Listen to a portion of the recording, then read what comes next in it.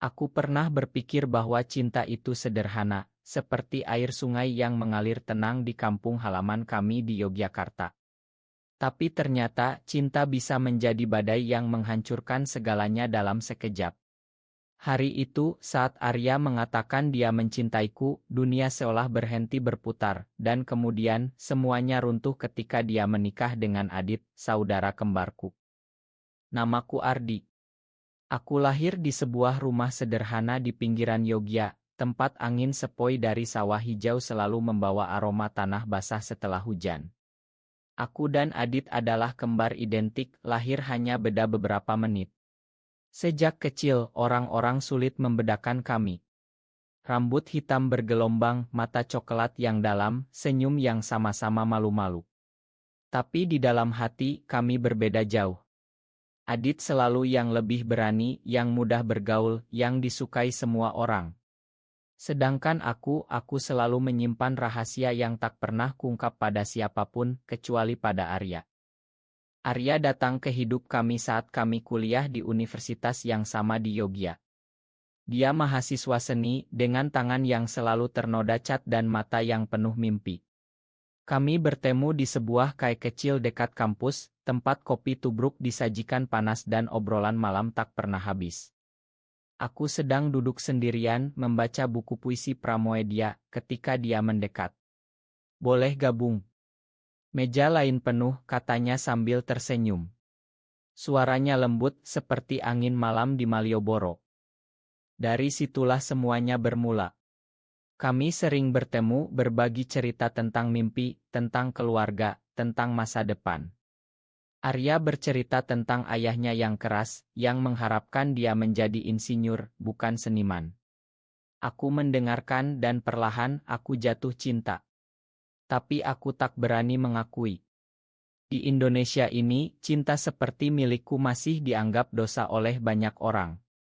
Keluarga kami religius, tetangga selalu mengawasi. Aku takut. Suatu malam, setelah kami jalan-jalan di pantai Parangtritis, Arya mengajakku ke kosannya. Malam itu hujan deras, petir menyambar di langit gelap. Kami basah kuyup, tertawa saat berlindung di teras.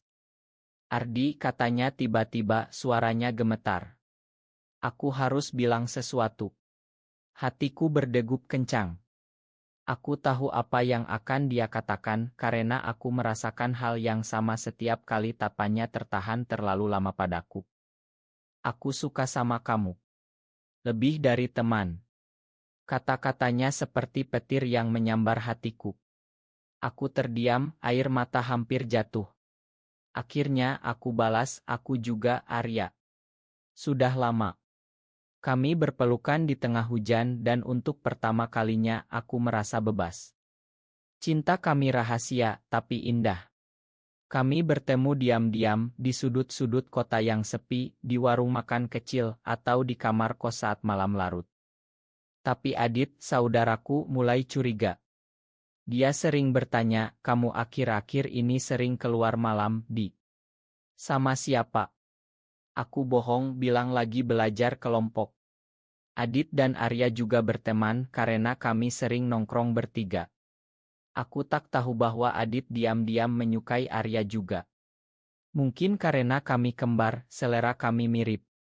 Atau mungkin Adit melihat Arya sebagai cara untuk normal, untuk membuktikan pada dunia bahwa dia lurus. Hubungan kami dengan Arya semakin dalam. Kami menghabiskan waktu berdua, berbagi mimpi tentang masa depan. Arya bilang ingin pindah ke Bali, membuka galeri seni. Aku membayangkan kami bersama di sana, jauh dari pandangan orang. Tapi realitas selalu menampar. Keluarga kami menekan untuk menikah, teman-teman bertanya kapan pacaran dengan cewek. Aku semakin tertekan, tapi cinta Arya membuatku bertahan. Suatu hari, Arya mengajakku ke Bukit Bintang di Gunung Kidul.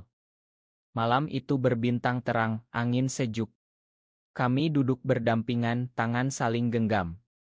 "Ardi, aku serius sama kamu. Aku ingin kita bersama selamanya," katanya. Air mataku jatuh. Aku bahagia, tapi juga takut. Tapi gimana dengan keluarga? Masyarakat, tanyaku. Dia tersenyum, kita cari jalan. Cinta kita kuat. Tapi tak lama setelah itu, semuanya berubah. Adit mulai lebih sering bertemu Arya. Aku tak curiga pada awalnya, karena kami kembar, sering dianggap sama. Tapi perlahan, aku sadar ada yang aneh. Arya mulai jarang balas pesanku, alasan sibuk kuliah. Hatiku gelisah. Akhirnya, rahasia terungkap di sebuah pesta keluarga. Ibu mengumumkan bahwa Adit akan bertunangan. Dengan siapa? Dengan Arya. Dunia seolah runtuh. Aku berdiri di sana, tersenyum paksa, sementara hati hancur berkeping. Arya menatapku sekilas, matanya penuh penyesalan, tapi dia tak bilang apa-apa. Malam itu, aku pulang sendirian, menangis di kamar. Kenapa Arya memilih Adit? Apakah karena Adit lebih mudah diterima keluarga? Karena bisa menikah resmi, punya anak, hidup normal di mata orang. Aku merasa dikhianati bukan hanya oleh Arya, tapi oleh saudaraku sendiri. Keesokan harinya aku tak bisa tidur. Pikiran berputar-putar tentang Arya dan Adit. Aku ingin marah, ingin menjerit, tapi aku diam saja. Di rumah kami yang sederhana, dengan dinding bata ekspos dan halaman kecil penuh tanaman cabai milik ibu, semuanya terasa sesak. Adit pulang pagi-pagi, wajahnya cerah. Aku mau cerita nih, katanya sambil duduk di teras, minum teh hangat. Aku pura-pura tersenyum. Cerita apa? Suaraku datar. Dia bercerita panjang lebar tentang bagaimana dia jatuh cinta pada Arya, bagaimana mereka sering bertemu akhir-akhir ini, bagaimana Arya akhirnya menerima lamaran. Kamu tahu kan, Ardi, Arya itu spesial. Aku nggak nyangka dia mau sama aku. Kata-katanya seperti pisau menusuk. Aku mengangguk, bilang selamat, tapi di dalam, aku mati rasa. Aku mulai menghindari mereka. Kuliahku terganggu, nilai turun. Teman-teman bertanya ada apa, aku bilang capek saja. Malam-malam, aku sering naik motor sendirian ke keraton, duduk di alun-alun, memandang langit. Yogya yang dulu indah kini terasa dingin. Aku ingat saat-saat dengan Arya, kami naik becak keliling Malioboro, makan gudeg di warung pinggir jalan, tertawa saat hujan deras di pasar Beringharjo. Aku akhirnya memberanikan diri menghadapi Arya. Aku janjian di kai tempat kami pertama bertemu. Dia datang, wajahnya tampak lelah. Ardi, aku nggak bilang dari awal, katanya langsung. Matanya menghindar. Kenapa, ya? Kamu bilang cinta sama aku. Kita punya rencana. Suaraku bergetar. Dia menghela napas panjang. Ardi, aku memang cinta sama kamu. Tapi, ini terlalu berat. Keluargaku, keluargamu, masyarakat. Aku takut. Dengan Adit, semuanya lebih mudah. Dia mirip kamu, Ardi. Kadang aku merasa seperti masih sama kamu. Kata-katanya membuatku muak. Jadi aku cuma pengganti. Karena Adit mirip aku, tapi bisa kasih hidup normal. Dia menangis. Bukan gitu. Aku lemah, Ardi. Aku nggak kuat hadapi tekanan. Ayahku sakit, butuh biaya. Pernikahan dengan Adit bisa bantu itu. Ma, aku bangun, tinggalkan dia di sana. Hatiku hancur total. Pernikahan mereka semakin dekat. Ibu sibuk persiapan, belanja kain kebaya, undang sanak saudara. Rumah ramai, tapi aku merasa asing. Adit sering ajak aku bicara, kamu kokcuk akhir-akhir ini. Bantu aku dong jadi saksi. Aku tolak halus, bilang ada tugas kuliah. Suatu malam, aku tak tahan. Aku konfrontasi Adit di kamar kami yang dulu kami bagi. Kamu tahu nggak, Dit, bahwa Arya dulu sama aku, tanyaku langsung. Wajahnya pucat. Apa maksudmu? Aku ceritakan semuanya, tanpa ampun.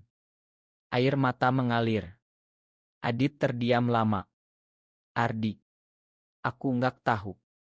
Aku pikir Arya suka aku karena aku Ma. Tapi Ma-nya terlambat. Dia tetap lanjutkan pernikahan. Ini demi keluarga juga, Di. Kita harus normal. Kata normal itu menusuk dalam. Di mata keluarga, di mata masyarakat Yogya yang religius, kami harus normal. Cinta seperti milikku tak ada tempat. Aku mulai minum-minum sendirian di warung tuak pinggir sawah. Teman kuliah khawatir, tapi aku tolak bantuan. Aku merasa sendirian di dunia ini. Saudara kembarku merebut cinta yang seharusnya milikku, dan dunia seolah mendukungnya. Hari pernikahan tiba. Akad di masjid dekat rumah, resepsi di halaman. Aku datang paksa, pakai baju terbaik. Melihat Arya cantik dalam kebaya putih, berdiri di samping Adit yang mirip aku, hatiku remuk. Mereka tersenyum untuk Oto, sementara aku berdiri di pojok, pura-pura bahagia. Malam itu, setelah pesta usai, aku pergi ke pantai Parangtritis lagi. Sendirian. Ombak ganas, angin kencang. Aku menangis, teriak ke laut. Kenapa cinta harus begini sakit? Beberapa bulan setelah pernikahan, hidup berjalan seperti biasa, tapi tidak untukku. Adit dan Arya pindah ke rumah kecil di pinggiran Yogya, hadiah dari orang tua. Mereka bahagia, katanya. Aku lihat di media sosial, oto-oto mereka liburan ke Borobudur, tersenyum lebar. Aku unolou, tapi tetap sakit. Aku coba moe on kuliah selesai, aku kerja di sebuah perusahaan desain di Jakarta. Pindah ke ibu kota, jauh dari Yogya, jauh dari kenangan. Jakarta ramai, hiruk-pikuk, tapi aku tetap kesepian. Teman kantor ajak keluar, kenalan cewek, tapi aku tolak. Rahasiaku masih terkubur dalam. Suatu hari, Arya hubungi aku.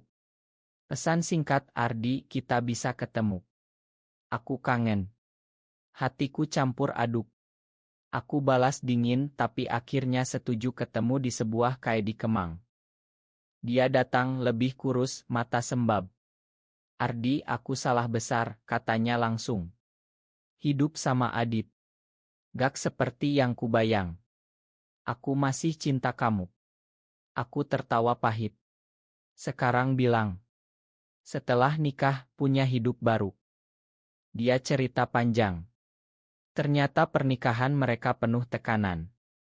Keluarga Adit mengharapkan anak cepat, tapi Arya tak bahagia. Setiap lihat Adit, aku ingat kamu. Dia mirip, tapi bukan kamu. Air matanya jatuh. Aku ingin peluk dia, tapi aku tahan. Kamu pilih sendiri, ya. Sekarang tanggung. Tapi pertemuan itu membuka luka lama. Aku mulai sering mimpi tentang dia. Di Jakarta yang panas, aku merindukan Yogya, merindukan masa lalu. Adit juga hubungi aku. Di Arya aneh akhir-akhir ini. Dia sering melamun, bilang kangen kamu. Suaranya cemas. Aku marah. Itu masalah kalian. Kamu yang ambil dia dari aku. Perlahan, rahasia terbongkar di keluarga. Ibu tahu dari Adit yang curhat karena rumah tangga goyah. Ibu panggil aku pulang ke Yogya. Di rumah, suasana tegang. Ardi, benar apa yang Adit bilang? Kamu suka sama lelaki? Tanya ibu, suara gemetar. Aku akhirnya ungkap semuanya. Menangis di depan ibu dan ayah. Ma, Bu. Aku nggak bisa ubah ini. Ayah diam, wajah kecewa. Ibu peluk aku, kamu tetap anak ibu. Tapi di masyarakat, gosip mulai menyebar. Tetangga bisik-bisik, keluarga jauh menjauh. Adit dan Arya semakin retak. Arya minta cerai, tapi Adit tolak. Kita harus pertahankan demi keluarga. Drama semakin besar. Aku di tengah, tak ingin campur tapi tak bisa lepas. Aku kembali ke Jakarta, tapi Arya ikut. Dia tinggalkan Adit, datang ke apartemenku. Ardi, aku ingin mulai lagi. Kami berpelukan, tapi kali ini penuh luka. Kembali bersama Arya di Jakarta terasa seperti mimpi yang rapuh. Kami tinggal bersama di apartemen kecil di Tebet, jauh dari Yogya. Pagi-pagi kami minum kopi bersama, obrolan ringan tentang kerjaan. Arya buka galeri kecil, aku desain Grace Relance. Hidup sederhana, tapi penuh cinta. Tapi bayangan masa lalu selalu mengikuti. Adit sering telepon, minta Arya kembali. Kita sudah nikah siri, ya. Jangan gini. Arya tolak, tapi hatinya goyah. Aku lihat dia sering melamun, pegang cincin kawin yang masih dipakai. Keluarga kami marah besar. Ayah bilang aku durhaka, ibu menangis tiap telepon. Kalian bikin malu keluarga Ardi. Di Jakarta kami lebih bebas, tapi tetap hati-hati. Teman kantor tak tahu rahasia kami pura-pura romate. Suatu hari, Adit datang ke Jakarta. Dia muncul di depan apartemen, wajah kusut. Ardi, kita bicara. Kami bertemu di warung makan dekat. Kamu merebut istriku, katanya marah. Aku balas, kamu yang merebut dia dulu dari aku. Obrolan kami panas. Adit akui dia tahu perasaan Arya padaku dari awal, tapi dia egois ingin dimenang. Aku pikir dengan nikah, semuanya beres. Tapi aku salah. Aku juga bingung dengan perasaanku sendiri. Pengakuan itu mengejutkan. Adit, yang selalu normal, ternyata juga bergumul. Kami bertiga akhirnya ketemu. Di sebuah taman di Menteng, malam sunyi. Arya menangis, aku cinta Ardi, Dit. Ma. Adit diam lama, lalu bilang, aku lepaskan. Kalian bahagia saja. Tapi tak semudah itu. Gosip sampai ke Yogya, keluarga besar rapat, ancam usir kami. Aku dan Arya putuskan tetap di Jakarta, bangun hidup baru. Konflik semakin dalam saat Arya hamil dari Adit sebelum pisah. Berita itu seperti bom. Ardi, aku nggak tahu harus gimana, katanya panik. Aku syok, tapi peluk dia. Kita hadapi bersama. Kehamilan Arya mengubah segalanya. Kami putuskan rawat anak itu bersama. Adit tahu, dia datang lagi, minta tanggung jawab. Itu anakku, ya. Drama keluarga meledak. Ayah datang ke Jakarta, marah besar. Kalian hancurkan keluarga. Pertengkaran hebat di apartemen. Ayah bilang aku berdosa, Arya pelacur. Aku bela, cinta nggak salah, yah. Tapi ayah pergi, putus hubungan. Adit semakin sering datang bantu Arya. Perlahan dia akui perasaannya kompleks. Aku cinta Arya, tapi juga iri sama kalian. Kami bertiga sering bicara panjang, ungkap luka. Yogya memanggil kembali saat ibu sakit. Kami pulang, suasana dingin. Ibu di rumah sakit, lihat kami, menangis. Makan ibu, nak. Ibu salah. Rekonsiliasi pelan-pelan. Anak lahir, laki-laki mirip kami kembar. Kami namai dia Rama. Adit sering kunjung jadi ayah biologis, tapi kami bertiga rawat bersama. Masyarakat gosip, tapi kami abaikan. Arya dan aku semakin kuat. Kami nikah siri diam-diam di masjid kecil Jakarta. Adit dukung, kalian layak bahagia. Tapi tekanan masyarakat tetap. Teman lama menjauh, kerjaan Arya sepi. Kami putuskan pindah ke Bali seperti mimpi dulu. Di Bali, hidup lebih tenang. Pantai Sanur, galeri Arya ramai turis. Aku kerja remote. Rama tumbuh sehat, panggil kami bertiga papa. Di Bali, kami menemukan kedamaian. Rumah kecil dekat pantai, suara ombak jadi pengantar tidur. Rama berlari di pasir, tertawa riang. Adit sering kunjung bantu urus anak. Hubungan kami bertiga aneh, tapi harmonis, seperti keluarga tak biasa. Aku sering renung di tepi laut. Cinta yang dulu penuh luka kini jadi pelajaran. Kami belajar menerima diri meski masyarakat masih keras. Di Indonesia ini perjuangan lebih panjang, tapi kami pilih bahagia dalam cara kami. Suatu sore, Arya dan aku duduk di pantai, tangan genggam. Ardi, terima kasih sudah bertahan, katanya. Aku tersenyum, kita sama-sama. Adit datang, bawa Rama. Kami berempat duduk bersama, matahari terbenam jingga. Luka masa lalu pudar, diganti kasih yang dalam.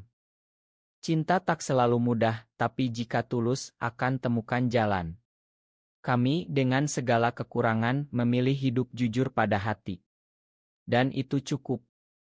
Di akhir hidup ini, aku bahagia. Karena aku punya mereka, keluarga yang kumiliki dengan perjuangan.